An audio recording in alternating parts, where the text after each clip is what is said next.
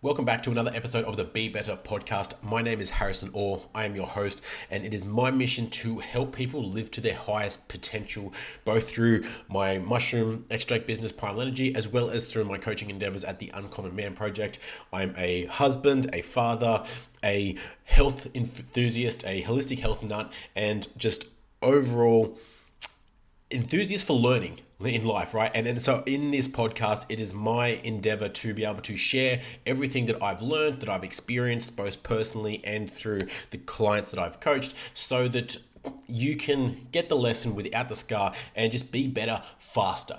Because if I had someone 10 years ago that was able to help me navigate a lot of the lessons that I've had to learn personally through experience, I would be a hell of a lot further, and I would be extremely grateful. So that is my mission to you as I'm going through life, especially growing these businesses and also my own endeavors. And so in today's podcast, I wanted to share a bit of a personal story that happened to me literally just yesterday. And something similar has been happening with a few of my clients in their journey recently. And obviously I'm not going to share details about their journeys without their permission, but in relation to my experience, so anyone that's been in a space where you're trying to change, you've got a direction in life, you've got a goal, you've got something that you're trying to achieve, and you've got people that maybe don't believe in you, or they don't believe that that is a worthwhile pursuit, or they have a different idea of who you are, and by you achieving that or you going after that, it goes against their idea of you, and so they want to shut you down. Whether it's for, a business idea. I know a hell of a lot of people that don't have the belief from their inner circle. They might say like, oh yeah, go for it, man. But they try and shut them down in terms of, like, come on, man, like, be realistic. Do you think it's really going to work? And they're just not supportive at all. And so I'll talk about my story first of all, because this might paint a bit better of a picture. And so this person has been quite a significant influence in my life. Like one of the main influences that got me into the coaching space in general, the online coaching space, I should say. And so we had this conversation, and he was basically challenging me on my intentions behind the season that I'm in. He made a request. I said, sorry, I don't think that's what I need in this season that I'm in right now, because I'm very in where I'm at right now. I'm very face down, ass up. Like, take action, get feedback, take more action, like grind, like go. Like, worry about all the macro shit later. Right now, we're building the base, we're building the foundation as wide as we possibly can, so that we can just build this as high as we possibly can for our impact, for our families, for like everything that we're trying to do. And he challenged me on that. And basically, it got to a point where he said, well, man, if that's the route that you want to go, I need to respect that, but I think we need to part ways here. And I was kind of taken back, like the fact that by me being in this season and setting this boundary, because, for me as well, that was a big step in my learning as well, because, me a few years ago would have just bended, folded, regardless of what I thought or what I felt, just like, oh yeah, sure, man, we'll do this, we'll do that, and just said yes to everything. But now I've come a long way in terms of being able to set those boundaries and say, that doesn't actually serve me right now. No, it's nothing personal. It's nothing, no offense on you. It's not a fuck you. It's not get out of my life. It's cool. This isn't helping me to achieve my main priority right now. So I'll respectfully decline. And by setting that boundary, it was taken as a very much of, well, you're either with us or you're against us type attitude. And so you might have some people like that in your life, whether it's through personal beliefs, maybe it's religion or political or certain health or spiritual practices, that may not be the norm in your family, in your society, in your culture, in your group of friends, of whatever circle that you're kind of in. And by you pursuing that, people see that as a threat, and then will seek to push you out or ostracize you. And so this brings up a very real point to me as to who you can really count on in your life. And so it can be hard to distinguish. Moments like this will definitely bring it out in people, but when you can just establish, is probably a better word, why someone likes you or loves you.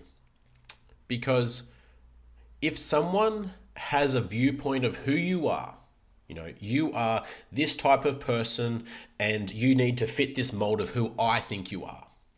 And then as soon as you go away from that mold, because it's against their beliefs, it inconveniences them, or it just doesn't suit them for you to go down this path, and then they change their beliefs, that conditional love type thing, then it becomes much easier to identify that these people don't love you for who you are.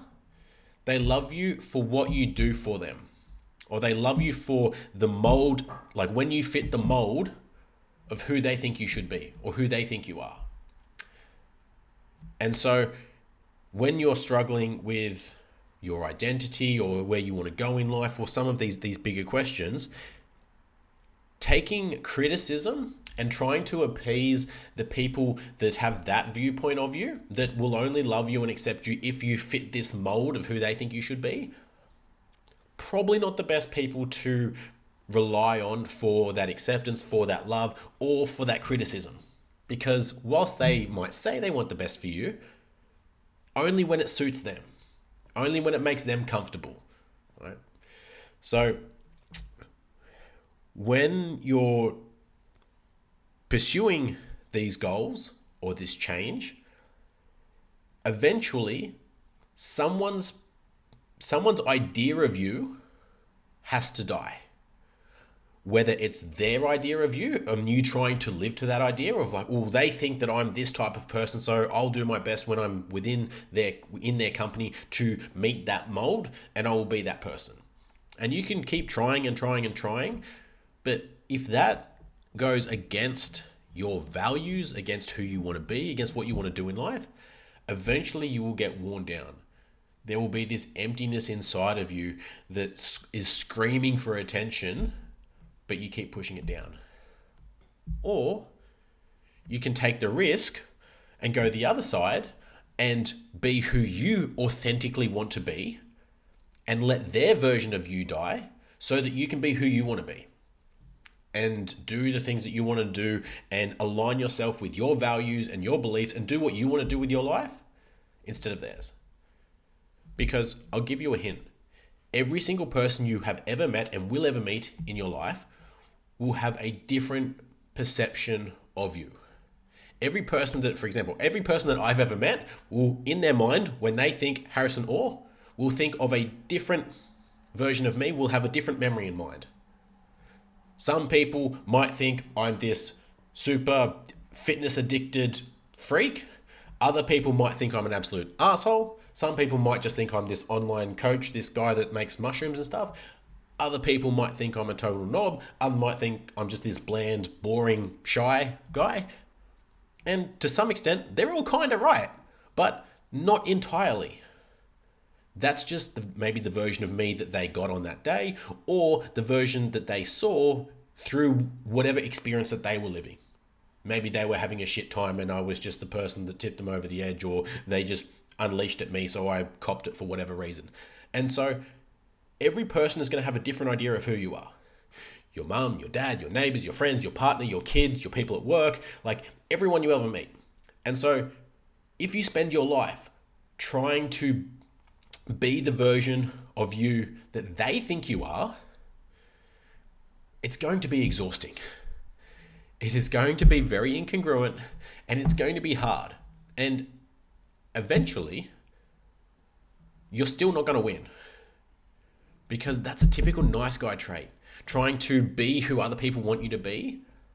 And then especially when they then turn around and either don't like that version that you're trying to be, or they get mad or frustrated at you, or they don't treat you the way that you anticipate, even though you're putting in this effort, then what? You get resentful, you get frustrated, you get mad. And why? Because you were trying to be something that you're not to impress someone that has this that you think has an idea about you that you don't even know what it is, but you're guessing, just to make them what? Like you? For them to feel comfortable? For them to accept you? For them to sleep with you? Like, what is it? And so you can go through life with that attitude and trying to get everyone to like you. And then you have maybe a bunch of surface level friends, because does anyone really know the real you? Do you even know the real you if you're trying to be so many people? But then eventually, when you have values and beliefs and you know who you are and you know what your intentions are, you're going to have to set some boundaries. And naturally, you're going to, I wouldn't say piss people off, but that's going to upset some people. Whether it's because they don't believe what you believe, you have a different perspective, or they just can't see what you see.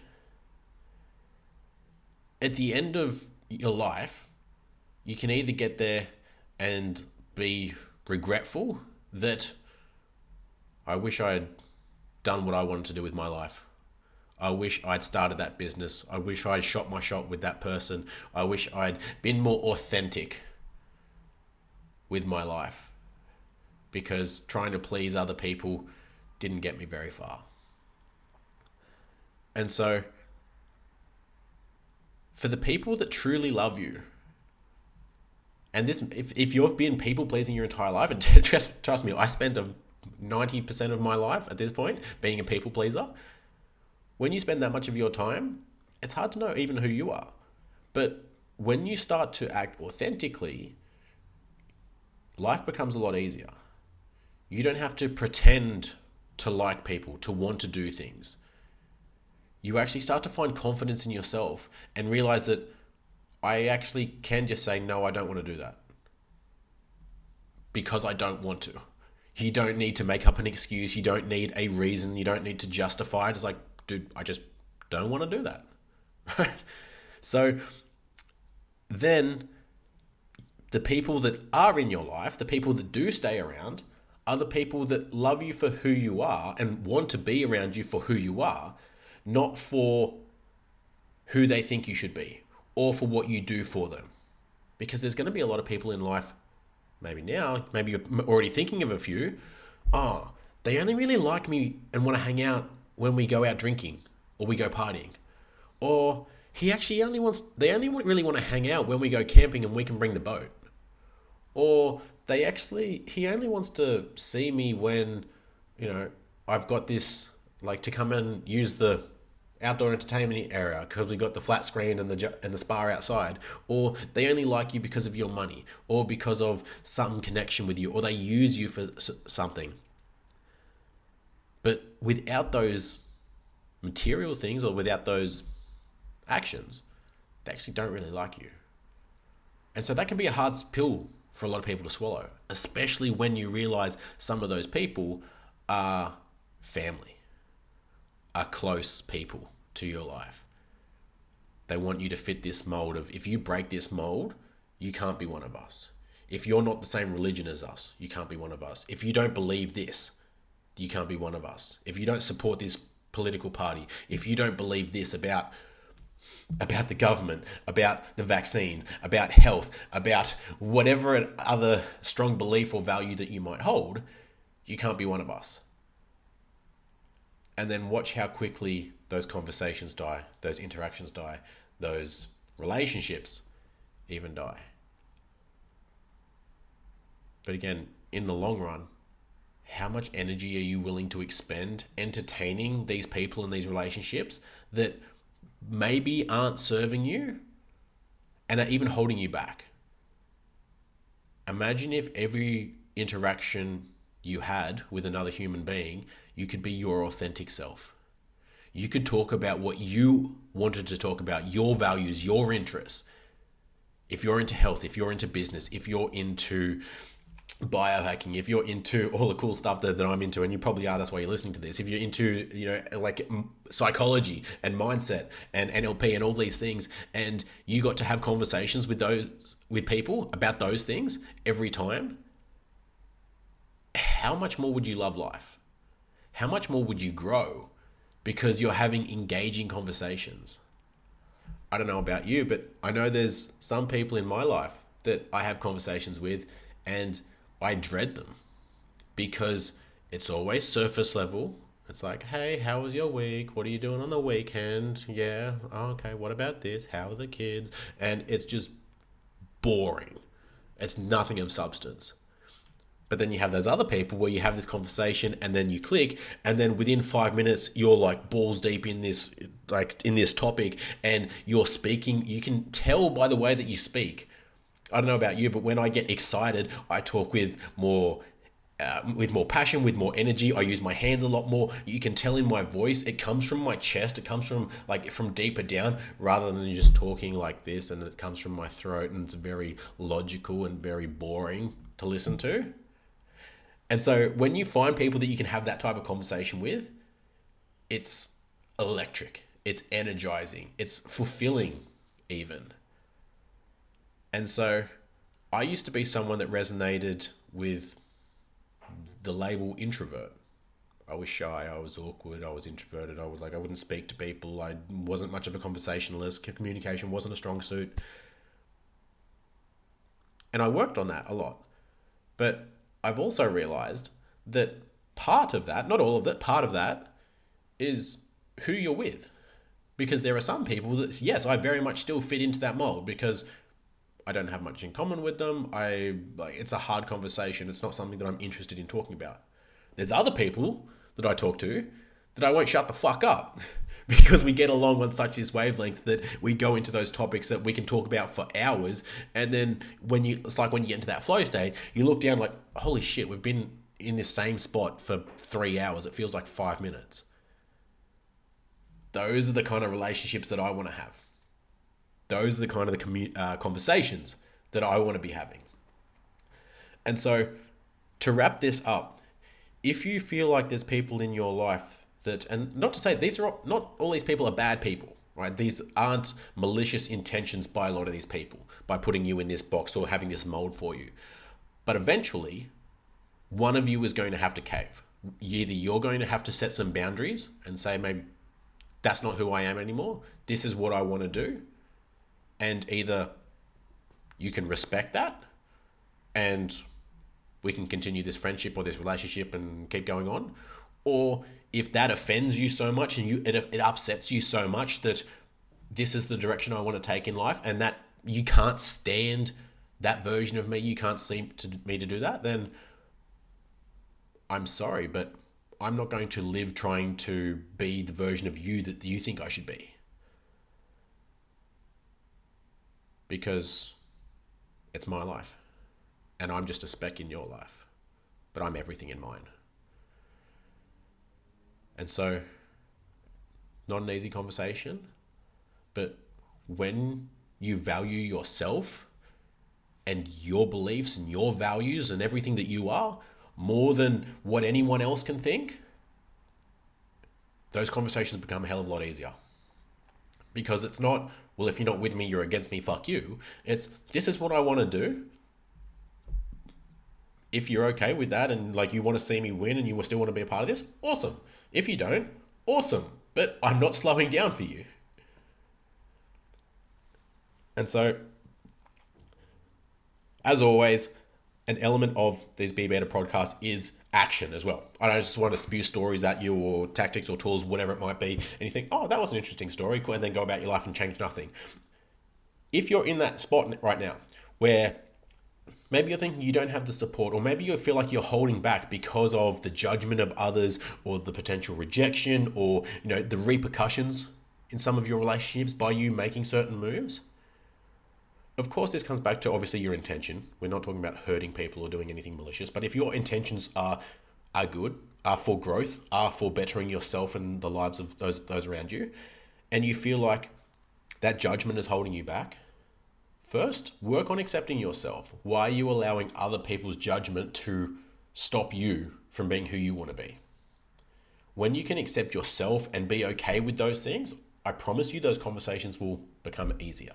So you don't have to go out there and have those conversations, oh, you're with me or you're against me, fuck off, and then cut all these people from your life. Don't go burning bridges. But first come to that realization for yourself. Where am I bending to suit other people's molds in my life, and why? Why am I not valuing my own opinions and my own growth in my own life more than anybody else's? And then when you can start to accept and work on that so that you matter more than anyone else in this world for your life, then you can progress onto that. And so I'll wrap that up there. I hope this has been helpful. If it has, and this is either the boost in confidence or the permission even that you needed to be who you want to be and chase that goal, start that business, take that direction, whatever it might be, I'd love to hear from you. But if not, I hope it's helpful. Have an amazing day, my friend, and I will see you guys in the next episode. Bye.